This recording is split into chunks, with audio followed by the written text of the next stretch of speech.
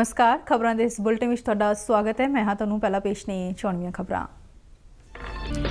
भारत और अमरीका विचाले दुवल्ले सहयोग की समीक्षा लई प्रधानमंत्री नरेंद्र मोदी और राष्ट्रपति जो बाइडन अज वर्चुअल मीटिंग करेंगे।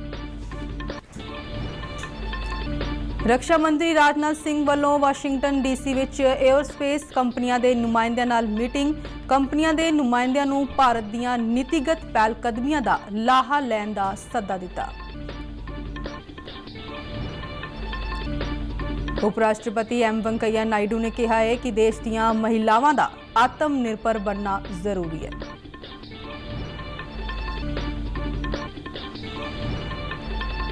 श्री अमरनाथ यात्रा लई रजिस्ट्रेशन प्रक्रिया अज तो शुरू हुई। महिलावां दे जूनियर हॉकी विश्व कप दा फाइनल मुकाबला जर्मनी अते नीदरलैंड्स विचाले खेडा जाएगा। ते हुण खबरां विस्तार नाल। प्रधानमंत्री नरेंद्र मोदी भारत और अमरीका विचाले दुवल्ले सहयोग की समीक्षा करने लई राष्ट्रपति जो बाइडन नाल वर्चुअल मीटिंग करेंगे। विदेश मंत्रालय वालों दी गई जानकारी मुताबक दोवें नेता दक्षिणी एशिया हिंद प्रशांत खेतर और आपसी हितां दे आलमी मुद्दों उत्ते हाल दीयां गतिविधियां बारे विचारां दा आदान प्रदान करेंगे। यह वर्चुअल मीटिंग भारत और अमरीका नूं दुवल्ली व्यापक ग्लोबल रणनीतिक भाईवाली नूं होर मजबूत करन दे उद्देश नाल अपनी नियमित और उच्च पद्धरी शमूलियत नूं जारी रखण दे योग बनाएगी। इन्हां नेतावां दी वर्चुअल गलबात भारत और अमरीका दरमियान चौथी दो मंत्री पद्धरी वार्ता तो पहला होवेगी। विदेश मंत्री डॉक्टर एस जयशंकर और रक्षा मंत्री राजनाथ सिंह अज वाशिंगटन विच दो दी वफद पद्धरी मीटिंग विच शामिल होणगे। अमरीका की तरफों उन्हां दे हम अहुदा एंटनी ब्लिंकन और लॉयड अस्टन भाग लैणगे।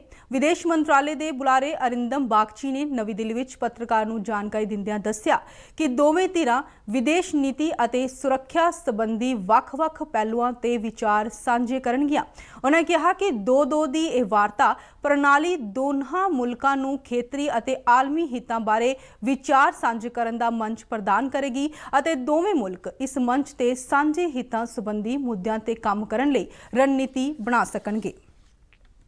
रक्षा मंत्री राजनाथ सिंह ने अमरीकी हम अहुदा नाल दो दी वार्ता तो पहला वाशिंगटन डीसी विखे अमरीका दीयां हवाई जहाज बनाउण वालियां वड्डियां कंपनियां दे नुमाइंदियां नाल मीटिंग की। इस मीटिंग विच बोइंग और रैथियन कंपनियां दे नुमाइंदियां ने रक्षा मंत्री नाल भारत विच एयरस्पेस और रक्षा संबंधी वख-वख पहलुआं बारे गलबात की। रक्षा मंत्रालय वालों दी गई जानकारी मुताबक राजनाथ ने विश्व लई मेक इन इंडिया पहल तहत इन्हां कंपनियां नूं भारत विच नीतिगत पहलकदमियां दा लाहा लैण दा सद्दा दिता। प्रधानमंत्री नरेंद्र मोदी ने देश के महान समाज सुधारक महात्मा ज्योतिराव फूले नूं उन्हां दी जयंती मौके श्रद्धांजलि भेंट की। प्रधानमंत्री ने ट्वीट करदिआं कहा कि महात्मा फूले समाजिक न्याय के चैंपियन वजों सत्कारे जाते सन और अणगिणत लोगों लई ओह एक आस की किरण सन।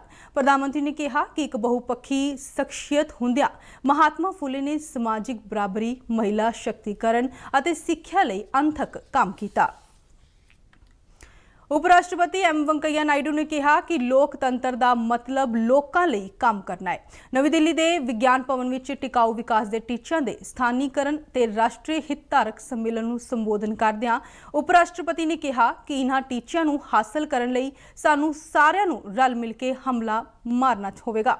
महिलावां बारे गल करदिआं उन्होंने कहा कि देश दीयां औरतां दा आत्मनिर्भर बनना जरूरी है।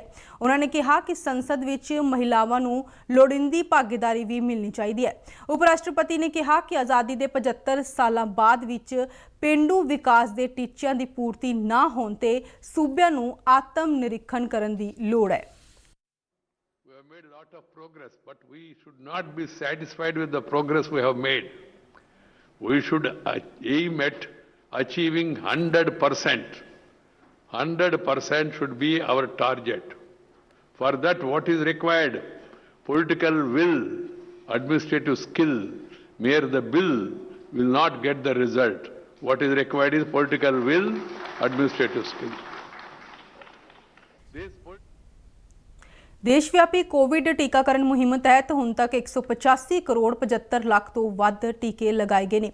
ਸਿਹਤ ਮੰਤਰਾਲੇ ਵੱਲੋਂ ਦਿੱਤੀ ਗਈ ਜਾਣਕਾਰੀ ਮੁਤਾਬਕ ਬੀਤੇ 24 ਘੰਟਿਆਂ ਵਿੱਚ 2,44,000 ਲੋਕਾਂ ਨੂੰ ਵੈਕਸੀਨ ਲਗਾਈ ਗਈ। ਇਸੇ ਸਮੇਂ ਦੌਰਾਨ ਦੇਸ਼ ਭਰ ਵਿੱਚ 861 ਨਵੇਂ ਕੇਸਾਂ ਦੀ ਪੁਸ਼ਟੀ ਹੋਈ। ਮੌਜੂਦਾ ਸਮੇਂ ਐਕਟਿਵ ਕੇਸਾਂ ਦੀ ਗਿਣਤੀ 11,000 ਤੋਂ ਵੱਧ ਹੈ। ਕੋਵਿਡ-19 ਤੋਂ ਸਿਹਤਯਾਬ ਹੋਣ ਦੀ ਦਰ 98.76% ਤੇ ਬਣੀ ਹੋਈ ਹੈ। ਬੀਤੇ 24 ਘੰਟੇ ਵਿੱਚ 929 ਮਰੀਜ਼ ਸਿਹਤਯਾਬ ਹੋਏ ਨੇ। ਦੇਸ਼ ਭਰ ਵਿੱਚ ਅੱਜ ਕੌਮੀ ਸੁਰੱਖਿਅਤ ਮਾਤ ਦਿਵਸ ਮਨਾਇਆ ਜਾ ਰਿਹਾ ਹੈ।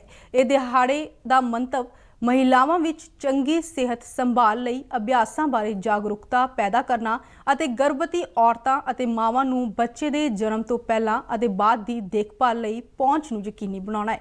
ਸਾਲ 2022 ਲਈ ਕੌਮੀ ਸੁਰੱਖਿਅਤ ਮਾਤ ਦਿਵਸ ਦਾ ਵਿਸ਼ਾ ਕੋਰੋਨਾ ਦੌਰਾਨ ਘਰ ਵਿੱਚ ਰਹਿਣਾ, ਮਾਂ ਦੀ ਸੁਰੱਖਿਆ ਅਤੇ ਨਵਜੰਮੇ ਨੂੰ ਕੋਰੋਨਾ ਵਾਇਰਸ ਤੋਂ ਬਚਾਉਣਾ ਹੈ। ਭਾਰਤ ਦੇ ਵੱਖ-ਵੱਖ ਸੂਬਿਆਂ ਦੇ ਖੇਤੀ ਅਧਿਕਾਰੀਆਂ ਦਾ ਇੱਕ ਵਫਦ 15 ਦਿਨਾਂ ਦੌਰੇ ਤਹਿਤ ਇਜ਼ਰਾਈਲ ਪਹੁੰਚ ਗਿਆ ਹੈ।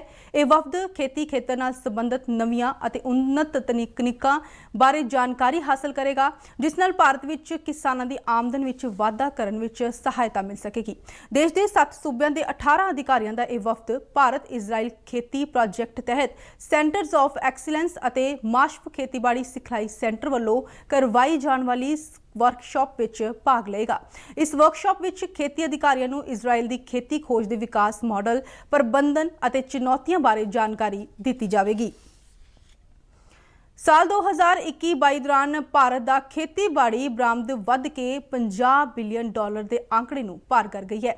ਖੇਤੀਬਾੜੀ ਮੰਤਰਾਲੇ ਵੱਲੋਂ ਦਿੱਤੀ ਗਈ ਜਾਣਕਾਰੀ ਮੁਤਾਬਕ ਖੇਤੀ ਸੈਕਟਰ ਨੇ ਕੋਵਿਡ-19 ਮਹਾਮਾਰੀ ਦੀਆਂ ਚੁਣੌਤੀਆਂ ਦੇ ਬਾਵਜੂਦ ਇਹ ਟੀਚਾ ਹਾਸਲ ਕੀਤਾ ਹੈ। ਖੇਤੀਬਾੜੀ ਅਤੇ ਪ੍ਰੋਸੈਸਡ ਫੂਡ ਉਤਪਾਦਾਂ ਦੇ ਨਿਰਯਾਤ ਵਿਕਾਸ ਬਾਰੇ ਅਥਾਰਟੀ ਨੇ $25.6 ਬਿਲੀਅਨ ਦੀ ਬਰਾਮਦ ਕਰਕੇ ਨਵਾਂ ਇਤਿਹਾਸ ਰਚਿਆ ਹੈ। ਇਹ ਅੰਕੜਾ ਕੁੱਲ ਖੇਤੀ ਬਰਾਮਦ ਦਾ 51% ਹੈ। DGCIS ਵੱਲੋਂ ਜਾਣਕਾਰੀ ਕੀਤੇ ਗਏ ਅਸਥਾਈ ਅੰਕੜਿਆਂ ਮੁਤਾਬਕ 2021-22 ਦੌਰਾਨ ਖੇਤੀ ਬਰਾਮਦ 19.92% ਵਧੀ ਹੈ। ਖੇਤੀ ਬਰਾਮਦ ਵਿੱਚ ਮਹੱਤਵਪੂਰਨ ਵਾਧੇ ਨੂੰ ਖੇਤੀਬਾੜੀ ਅਤੇ ਪ੍ਰੋਸੈਸਡ ਭੋਜਨ ਉਤਪਾਦਾਂ ਦੇ ਨਿਰਯਾਤ ਨੂੰ ਹੁਲਾਰਾ ਦੇਣ ਤੇ ਕਿਸਾਨਾਂ ਦੀ ਆਮਦਨ ਵਧਾਉਣ ਲਈ ਸਰਕਾਰ ਦੀ ਵਚਨਬੱਧਤਾ ਦੇ ਪ੍ਰਮਾਣ ਵਜੋਂ ਦੇਖਿਆ ਜਾ ਰਿਹਾ ਹੈ। ਕੇਂਦਰ ਸਰਕਾਰ ਨੇ ਇਨ੍ਹਾਂ ਯਤਨਾਂ ਲਈ ਸੂਬਾ ਸਰਕਾਰਾਂ ਦੇ ਸਹਿਯੋਗ ਨਾਲ 300 ਤੋਂ ਵੱਧ ਆਊਟਰੀਚ ਪ੍ਰੋਗਰਾਮ ਕਰਵਾਏ ਨੇ। ਬਰਾਮਦ ਕੀਤੇ ਜਾਣ ਵਾਲੇ ਉਤਪਾਦਾਂ ਦੀ ਗੁਣਵੱਤਾ ਨੂੰ ਬਰਕਰਾਰ ਰੱਖਣ, ਪ੍ਰਮਾਣੀਕਰਨ ਨੂੰ ਯਕੀਨੀ ਬਣਾਉਣ ਅਤੇ ਬਰਾਮਦਕਾਰਾਂ ਨਾਲ ਤਾਲਮੇਲ ਲਈ ਸਰਕਾਰ ਨੇ ਇੱਕ ਵਿਸ਼ਾਲ ਸ਼੍ਰੇਣੀ ਦੀਆਂ ਟੈਸਟਿੰਗ ਸੇਵਾਵਾਂ ਪ੍ਰਦਾਨ ਕਰਨ ਲਈ ਸਮੁੱਚੇ ਦੇਸ਼ ਵਿੱਚ 220 ਲੈਬਾਂ ਨੂੰ ਮਾਨਤਾ ਦਿੱਤੀ ਹੈ। ਸ਼੍ਰੀ ਅਮਰਨਾਥ ਯਾਤਰਾ ਲਈ ਰਜਿਸਟ੍ਰੇਸ਼ਨ ਪ੍ਰਕਿਰਿਆ ਅੱਜ ਤੋਂ ਸ਼ੁਰੂ ਹੋ ਗਈ ਹੈ। ਯਾਤਰੀ ਸ਼ਰਾਈਨ ਬੋਰਡ ਦੀ ਵੈਬਸਾਈਟ ਅਤੇ ਮੋਬਾਈਲ ਐਪ ਰਾਹੀਂ ਆਨਲਾਈਨ ਰਜਿਸਟ੍ਰੇਸ਼ਨ ਕਰਵਾ ਸਕਦੇ ਨੇ। ਇਸ ਤੋਂ ਇਲਾਵਾ ਭਾਰਤੀ ਸਟੇਟ ਬੈਂਕ ਦੀਆਂ 100 ਸ਼ਾਖਾਵਾਂ ਅਤੇ Punjab national bank, yes bank ਅਤੇ ਜੰਮੂ ਕਸ਼ਮੀਰ ਦੀਆਂ 446 ਸ਼ਾਖਾਵਾਂ ਵਿੱਚ ਰਜਿਸਟ੍ਰੇਸ਼ਨ ਪ੍ਰਕਿਰਿਆ ਸ਼ੁਰੂ ਹੋ ਗਈ ਹੈ। ਸ਼੍ਰੀ ਅਮਰਨਾਥ ਲਈ ਪਵਿੱਤਰ ਯਾਤਰਾ ਦੇ ਸਬੰਧ ਵਿੱਚ ਸੂਚਨਾ ਤੇ ਪ੍ਰਸਾਰਣ ਸਕੱਤਰ ਵੱਲੋਂ ਮੀਡੀਆ ਪਬਲਿਸਿਟੀ ਬਾਰੇ ਅੱਜ ਮੀਟਿੰਗ ਕੀਤੀ ਜਾਵੇਗੀ। 30 ਜੂਨ ਤੋਂ ਸ਼ੁਰੂ ਹੋਣ ਵਾਲੀ ਸ਼੍ਰੀ ਅਮਰਨਾਥ ਯਾਤਰਾ ਸੰਬੰਧੀ ਮੀਟਿੰਗ ਵਿੱਚ ਯਾਤਰੀਆਂ ਦੀ ਵਰਤੋਂ ਲਈ ਇਸ ਵਰੇ ਯਾਤਰਾ ਸੰਬੰਧੀ ਜਾਣਕਾਰੀ ਨੂੰ ਵਧਾਉਣ ਬਾਰੇ ਵਿਚਾਰ ਵਟਾਂਦਰਾ ਕੀਤਾ ਜਾਵੇਗਾ। ਇੱਕ ਸਰਕਾਰੀ ਬੁਲਾਰੇ ਵੱਲੋਂ ਦਿੱਤੀ ਜਾਣਕਾਰੀ ਅਨੁਸਾਰ ਮੀਟਿੰਗ ਵਿੱਚ ਜੰਮੂ ਕਸ਼ਮੀਰ ਪ੍ਰਸ਼ਾਸਨ ਦੇ ਸਹਿਯੋਗ ਨਾਲ ਸੂਚਨਾ ਤੇ ਪ੍ਰਸਾਰਣ ਮੰਤਰਾਲੇ ਦੀਆਂ ਵੱਖ-ਵੱਖ ਇਕਾਈਆਂ ਵੱਲੋਂ ਯਾਤਰਾ ਦੌਰਾਨ ਕੀਤੇ ਜਾਣ ਵਾਲੇ ਪ੍ਰਚਾਰ ਦੀਆਂ ਗਤੀਵਿਧੀਆਂ ਦੀ ਯੋਜਨਾ ਬਾਰੇ ਵੀ ਗੱਲਬਾਤ ਕੀਤੀ ਜਾਵੇਗੀ। ਇਸ ਮੀਟਿੰਗ ਵਿੱਚ ਜੰਮੂ ਕਸ਼ਮੀਰ ਦੇ ਮੁੱਖ ਸਕੱਤਰ ਅਰੁਣ ਕੁਮਾਰ ਮਹਿਤਾ, ਸ਼੍ਰੀ ਅਮਰਨਾਥ ਜੀ ਸ਼ਰਾਈਨ ਬੋਰਡ ਦੇ CEO ਨਿਤੀਸ਼ਵਰ ਕੁਮਾਰ, ਦੂਰਦਰਸ਼ਨ ਦੇ ਡਾਇਰੈਕਟਰ ਜਨਰਲ ਮਯੰਕ ਅਗਰਵਾਲ ਅਤੇ ਹੋਰ ਕਈ ਅਧਿਕਾਰੀ ਸ਼ਾਮਲ ਹੋਣਗੇ।